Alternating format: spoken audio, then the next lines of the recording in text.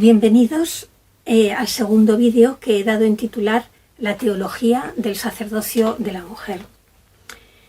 La ministerialidad y un mayor liderazgo de las mujeres en la Iglesia son dos realidades que implican, como hemos visto, la conversión cultural y la conversión eclesial. También diría que en algún momento se tendrá que dar la propia conversión sinodal, porque en el proceso se podrá cometer algún error que habrá que rectificar y por eso no pasará nada. La consecuencia de esta conversión, de estas varias conversiones, nos ayudará a descubrir y intentar superar las distintas formas de clericalismo. Como le recordaba el Papa Francisco al cardenal Marc Ouellet en una carta en 2016, es importante esto porque el clericalismo tiende a olvidar que la visibilidad y la sacramentalidad de la Iglesia pertenece a todo el pueblo de Dios. Y recuerdo, estas son palabras mías, que todo el pueblo de Dios implica que también están incluidas las mujeres. Y continúa Francisco diciendo, y no solo a unos pocos elegidos e iluminados. El documento final del Sínodo para la Amazonía dice: la sinodalidad marca un estilo de vivir la comunidad y participación en las iglesias locales que se caracteriza por el respeto a la dignidad y a la igualdad de todas las bautizadas y de todos los bautizados, el complemento de los carismas y ministerios. Se trata de discernir juntos la voz del Espíritu. La Iglesia sinodal pide con todas sus fuerzas que haya mujeres en puestos donde se tomen las decisiones imprescindibles y las decisiones importantes que nos afectan a todos como miembros de esa Iglesia. En este segundo vídeo vamos a hablar del punto que tendría que partir una teología del sacerdocio de la mujer. No porque tenga que ser una teología diferente a la del sacerdocio masculino, sino para que se vea que en el punto de inicio es precisamente igual para todos. La teología del sacerdocio de la mujer es un tema inexistente en la Iglesia y, por supuesto, en la propia teología. Hay quien considera que el Nuevo Testamento es como una especie de base de datos a la que recurrir para encontrar la ley que sustenta que las mujeres no pueden acceder al ministerio sacerdotal. O al contrario, hay quien cree que el Nuevo Testamento es la base de datos donde está la ley que solo concede a los varones el derecho a ser sacerdotes. Puntualicemos, el sacerdocio no es un derecho, ni para varones ni para mujeres. Es un don de la vocación sacerdotal, así se presenta, y por lo tanto es un don que Dios concede, y no es un derecho absolutamente para nadie. El Nuevo Testamento no habla ni a favor ni en contra, ni de unos ni de otras, ni de otras ni de unos. El Nuevo Testamento, por no da ni siquiera un modelo definitivo y cerrado de la Iglesia, ni en la cultura propia en la que fue redactado el Nuevo Testamento, ni en posibles culturas posteriores. El Nuevo Testamento no es una ley en el sentido canónico que entendemos habitualmente que es una ley. Tenemos que tener muy claro que el Nuevo Testamento sigue siendo evangelio, es decir, buena noticia. Desde que el Nuevo Testamento apareció, y como sabemos no lo hizo de repente, han pasado muchos siglos donde la Iglesia, por supuesto siempre iluminada y asistida por el Espíritu, también ha crecido conjuntando un orden de factores que hay que tener en cuenta. Por una parte la fe dada, la fe que ha heredado, y por otra parte las distintas situaciones sociales, culturales, políticas e incluso intraeclesiales que en cada época ha pasado la Iglesia y que le han afectado de diversos modos. Para elaborar una teología del sacerdocio femenino hay que ir a los textos de Pablo, que lejos de ofrecernos una ley a favor o en contra del sacerdocio femenino, nos habla de algo común a varones y mujeres. Nos vamos a alejar completamente por el momento de la lista de carismas y ministerios a la que tradicionalmente acudimos, porque primero ya es algo bien conocido, y nos vamos a centrar en otro aspecto de sus cartas que suele pasar en el tema de la teología del sacerdocio más desapercibida. Pablo deja muy claro que todos somos pecadores, varones y mujeres, somos pecadores en la misma medida. Y por lo tanto, cuando habla, por ejemplo, en la primera carta a los Corintios, capítulo 15, versículo 22, y dice: así como en Adán mueren todos, en Cristo todos serán vivificados, está hablando de redención. En Romanos 5.1 dice: así, habiendo sido justificados en virtud de la fe, estamos en paz con Dios por medio de nuestro Señor Jesucristo. Está hablando de justificación. En Romanos 6.4 dice: por el bautismo fuimos sepultados con Él en la muerte, para que, lo mismo que Jesucristo resucitó de entre los muertos por la gloria del Padre, así también nosotros andemos en una vida nueva. Está hablando de un nuevo nacimiento. En 1 Corintios 12.27 dice: pues bien, vosotros sois el cuerpo de Cristo y cada uno es un miembro. Nos está hablando de incorporación. Por tanto, si parte Pablo advirtiendo y reconociendo que todos somos pecadores en la misma medida, cuando habla de redención, de justificación, de nuevo nacimiento y de incorporación, Pablo no lo está haciendo solamente para los varones, sino que también lo hace para las mujeres. Así que la plena pertenencia a la Iglesia está abierta a todos y todos podemos ser receptores de los dones del Espíritu Santo. Receptores de todos los dones podemos ser todos, y para que no haya dudas, también todas. Cuando Pablo habla de los carismas, apóstoles, otros profetas, otros pastores, otros maestros, no hay una sola indicación que nos diga que lo está haciendo solo para los varones. Y cuando cita los ministerios, pues hablar con sabiduría, con inteligencia, el don de curar, la diversidad de lenguas, la capacidad de gobernar, tampoco encontramos que estén clasificados en un orden a saber cuáles son para los varones y cuáles son para las mujeres. Más bien deja claro que a cada uno se le da la manifestación del Espíritu para el bien común. Nos lo recuerda en la primera carta a los Corintios, en el capítulo 12. En el Nuevo Testamento hay muchas cosas que dice y hay algunas que no dice. Bueno, pues en el Nuevo Testamento, entre las muchas cosas que no dice, se encuentra una muy importante. Y es que no hay una sola distinción entre clérigos y laicos. Si partimos ya de que esta distinción no existe, ¿qué significa entonces el sacerdocio? El Nuevo Testamento nos brinda muchas palabras para contar las funciones del sacerdocio: presbíteros, obispos, pastores, diáconos, maestros, evangelizadores. Si nos fijamos, son palabras que se utilizan de una manera muy flexible, se pueden utilizar de manera muy flexible. Sea cual sea la palabra que elijamos para hablar del sacerdocio en sí, hay que tener en cuenta que en todas ellas el sacerdocio es una función, un oficio, no un orden, que nunca lo es. Se limita a presentar el sacerdocio como una función y como un oficio. Todo lo dicho hasta ahora es de suma importancia para el sacerdocio femenino, porque de momento no hay nada que impida a la mujer serlo. Vamos a ver, no obstante, algunas características del sacerdocio, por si acaso alguna de ellas pues impidiera que las mujeres lo fuéramos. Primera característica: el sacerdocio es un don de Dios. Para nada depende de nosotros, ni es un derecho, ni es algo que podamos decidir siquiera por nosotros mismos, puesto que es un don. No es algo que por supuesto Dios conceda ni a los mejores, ni a los más inteligentes, ni a los mejor formados o a los más capacitados. Eso es otro de los grandes misterios de que es un don de Dios. Segunda característica: el modelo de sacerdocio viene del propio diseño que hizo Jesucristo. ¿Y qué modelo adoptó? Pues el de un siervo que se despoja de su rango de Dios y que nos recuerda a los demás en el Evangelio de Lucas, en el capítulo 22, que el más grande entre vosotros sea vuestro servidor. Tercera característica: el sacerdocio es autoridad. Aquí vamos a ver la diferencia que os comentaba en el vídeo anterior entre el poder y la autoridad. Jesús habló con autoridad y quiso que una comunidad de seguidores, su comunidad de seguidores, entre los que había varones y había mujeres, los envió a actuar, a predicar, a curar con autoridad, nunca con poder. Esta característica de la autoridad es muy importante. ¿Por qué? Porque Jesús no ejerció nunca el poder. ¿Dónde está la diferencia entre el poder y la autoridad? Es muy sencilla de ver. El poder vence y la autoridad convence. Los seguidores de Jesús deben convencer por su actitud, por su capacidad de entrega, por su imitación de la vida que llevó Jesús, y convencer como él convencía, sin fuerza, nunca vencer imponiéndose. Esa es la diferencia entre el poder que vence y la autoridad que convence. Cuarta característica, el sacerdocio es representativo.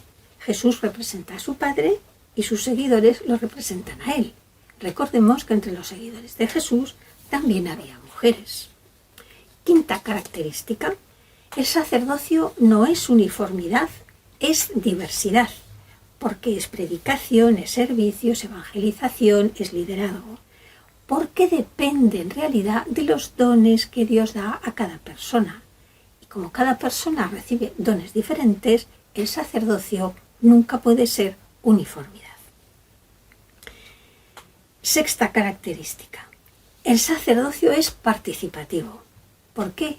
Porque no pertenece a la Iglesia, porque no pertenece a la persona, sino que pertenece a la Iglesia y por lo tanto es participativo, porque pertenece a la Iglesia.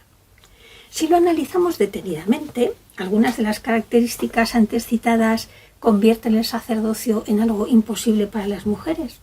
Según vemos en el Nuevo Testamento, no hay nada que impida a la mujer ser sacerdote. Es más, la última característica, la de que el sacerdocio es participativo, manifiesta que sería muy bueno para varones y mujeres que pudieran trabajar conjuntamente en la Iglesia compartiendo los mismos ministerios y así se daría visibilidad a esa relación de igualdad querida por Dios desde la primera página de la Biblia en el Génesis. Si queremos con auténtico convencimiento ir elaborando una teología del sacerdocio de la mujer, hay que tener en cuenta la carga histórica que tiene el sacerdocio. Durante los 3 primeros siglos es cuando fueron apareciendo y se fijaron realmente los grados en el ministerio eclesiástico, lo que conllevó perder muchísima variedad que nos ha mostrado el Antiguo Testamento y reducirlo exclusivamente a obispos, presbíteros y diáconos. Es verdad que aparecieron algunos problemas, por ejemplo las herejías, que había que combatirlas, y luego también el proceso de la paz de Constantino, que condicionó mucho el desarrollo, y con la intención de buscar una especie de apoyo, un respaldo, miraron hacia el judaísmo, del que venía el cristianismo, ¿no? Buscaron apoyo en el Antiguo Testamento, y así los obispos y los presbíteros se identificaron con la figura del sumo sacerdote y del sacerdocio de Aarón, y los diáconos con la figura de los levitas. Al final del siglo I, en la carta a los Corintios, por ejemplo, se aconseja respetar a los dirigentes con argumentos del culto judío. En el siglo II, Adversus Hereses de Ireneo de Lyon fija los fundamentos teológicos de la sacerdotalización del ministerio. Es decir, es algo que se da paulatinamente durante los 3 primeros siglos y que podemos encontrar en distintos puntos y en distintos documentos de referencia. La propia celebración de la Última Cena, que como he dicho en el vídeo anterior, era la fiesta, realmente la fiesta por excelencia de los judíos, pasó a ser un sacrificio propiciatorio que solo los obispos y los presbíteros ofrecían a los laicos. Es decir, que la figura del obispo y la figura del sacerdote se sacralizó y desde ahí el obispo y el sacerdote mandaba y el resto, es decir, los laicos, obedecían. Al judaizar el ministerio, la exclusión de la mujer fue una consecuencia lógica y evidente, ¿no? Las palabras de Pablo en contra que las mujeres pudieran expresarse públicamente en las iglesias, que tiene un fundamento concreto para una comunidad concreta, se convierte automáticamente en rango de ley canónica. Damos un salto hacia la Baja Edad Media y a partir del siglo XII la clericalización es absoluta. Es verdad que, una vez más, hay factores externos, por ejemplo la guerra de las investiduras, que favorecen esa clericalización, es el único medio que la Iglesia encuentra para defenderse, ¿no? Y marca una clericalización, como digo, muchísimo más fuerte. Y a todo lo señalado anteriormente se suma que el celibato es, o entiende la Iglesia que es el único estado de vida posible para un sacerdote. La mujer estaba excluida, se excluye también de esta manera a los hombres casados, eso es en el primer concilio de Letrán. El hecho de que se excluyera también a los hombres casados es otro punto más en la invisibilización de la mujer, porque hasta ese momento, aunque no estuviera admitida al sacerdocio, estaba muy próxima a la figura del sacerdote en el papel de esposa, en el lugar de esposa, cosa que ahora, al establecerse el celibato, la mujer todavía va a ser muchísimo más invisibilizada. También se da, y ayudó mucho a esta clericalización, la separación definitiva, el convencimiento de que la sexualidad humana y lo sagrado debían de ser como dos esferas completamente diferentes y muy separadas, ¿no? El diaconado, que hasta en ese momento había mantenido su forma de grado ministerial, desaparece como tal y solo quedó como un paso previo al sacerdocio, al grado sacerdotal, con lo que se resintieron bastante todas las actividades que llevaban en el orden social las figuras de los diáconos y de las mujeres diáconos, porque hasta ese momento existían. Curiosamente, entre los muchísimos movimientos que aparecen en la Edad Media como respuesta a esa clericalización excesiva de la Iglesia, hubo un movimiento formado exclusivamente por mujeres, que eran las beguinas, que cubren en buena parte el vacío dejado por la supresión del diaconado como grado ministerial. Ellas ejercen esa forma que he dicho antes, creativa, sin cortapisas, no les importa tanto la institucionalización ni nada de ese tipo, ellas son muy libres y cubren con esa libertad y con esa creatividad el espacio dejado por el diaconado como grado ministerial. Es verdad que hubo muchos movimientos en la Edad Media, que esos movimientos compartían muchísimas características, tenían muchísimas características comunes, algunas que les diferenciaban, pero sobre todo compartían que los laicos tenían que ser incorporados a las tareas de evangelización, por supuesto al conocimiento de la Biblia, y algunos de ellos incluso abogaban porque los laicos pudieran presidir en momentos determinados la Eucaristía. La mayoría de las propuestas que hacen estos movimientos en la Edad Media las acaba recogiendo la Reforma Protestante del siglo XVI. De hecho, todos estos movimientos se conocen como los movimientos precursores de la Reforma. El siglo XX es innegable que es el siglo donde la emancipación de la mujer ha dado el paso más fuerte, por lo menos en el mundo occidental, ¿no? Se ha dado en todos los aspectos, en algunos con más velocidad que en otros, y en la Iglesia se dio un paso impensable, que era el desarrollo de la teología por parte de las mujeres. Estas mujeres, las teólogas, que todavía a día de hoy tenemos que escuchar algunos comentarios provenientes de esa mentalidad clerical que todavía está vigente en la Iglesia, han descubierto que, por ejemplo, imágenes femeninas de Dios como Padre y Madre pueden resultar atractivas, elocuentes, sencillas y asimilables por la actual sociedad. Mucho más que ese Dios omnipresente de la teología tradicional, mucho más vinculado a un Dios con una procedencia filosófica que realmente teológica. Se sigue argumentando, por supuesto, que sobre todo en la Eucaristía el ministro tiene que ser un varón porque personifica a Cristo y Cristo era un varón, pero se olvida de esta manera que el Evangelio de Juan en su Evangelio señala y enseña que el Verbo se hizo carne. Por lo tanto, en la encarnación del género humano, Jesucristo redime, asume al varón y a la mujer, y por el bautismo los dos, varones y mujeres, nos hacemos miembros del cuerpo de Cristo. Luego está el problema de cierta interpretación de algunos pasajes bíblicos que todavía ven a la mujer como algo muy negativo. Ni Eva, en el Génesis, por ejemplo, y las enseñanzas de Pablo respecto a las mujeres, son dos textos, vamos a decir, referenciales que nos vienen a la cabeza sin pensar mucho, pero que no pueden sacarse del contexto en el que fueron escritos. Por una parte, cuando se afirma que ciertos comportamientos femeninos y ciertos comentarios de Pablo en sus cartas están destinados a unas comunidades concretas, se convierten en elementos de exclusión para las mujeres, sin pensar eso, que están escritos en un contexto concreto y para comunidades con unos problemas concretos. Bueno, esta línea exegética es un poquito complicada y es un poquito peligrosa, porque hay pasajes que leídos en esa clave, al revés, pasajes protagonizados por varones, no dejarían en muy buen lugar al varón. empezando también por el mismo Génesis y por el mismo texto en el que se condena la actuación de Eva, ¿no? Cuando Dios pregunta a Adán qué pasa, es que has comido del árbol que te prohibí comer, Adán no condena directamente, no acusa directamente a Eva, sino que la acusación va directamente a Dios, la mujer que tú me diste como compañera. Eso, por ejemplo, unido cuando Pedro niega a Jesús o a la ausencia de los apóstoles en la pasión, podría tener también una carga negativa en cuanto a la representatividad masculina en el sacerdocio, pero nunca se tienen en cuenta.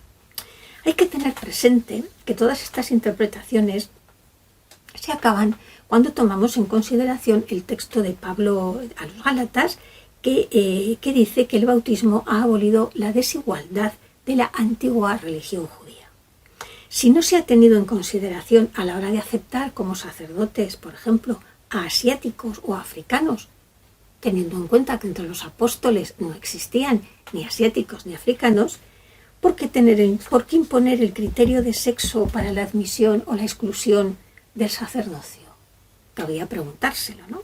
Bien, que Cristo era varón, pero no hace falta ceñirse escuetamente al argumento icónico de la masculinidad de Cristo.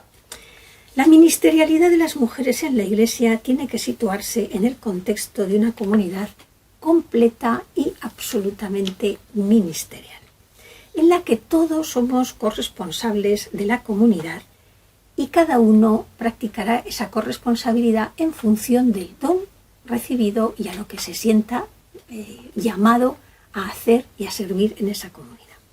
La cuestión teológica del diaconado y del sacerdocio de las mujeres solo puede ser contemplada en y desde la teología y por lo tanto consecuentemente desde la eclesiología de los ministerios del Concilio Vaticano II. La forma del ministerio sacerdotal no es la jerárquica, en el origen nunca lo fue.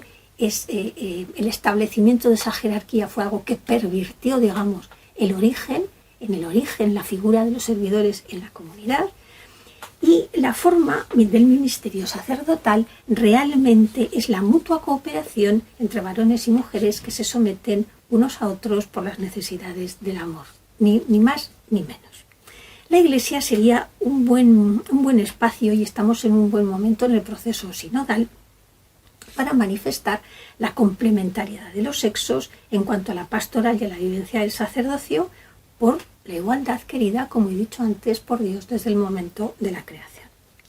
Por tanto, es muy importante continuar insistiendo en la teología del sacerdocio de la mujer, que realmente es la teología del sacerdocio, sin los añadidos históricos y clericales que ha sufrido el ministerio. Teniendo en cuenta que las mujeres además se sienten llamadas, o nos sentimos las que sean, llamadas al diaconado o al sacerdocio, pero no existe en ellas la más mínima intención de perpetuar las estructuras jerárquica y clerical que imperan en la Iglesia actualmente, con eso, teniendo en cuenta esta realidad, nos adentraremos en el tercer vídeo, que tiene un título creo que bastante sugerente, y es que las ovejas enseñan a los pastores a ser pastores. Hasta el próximo vídeo.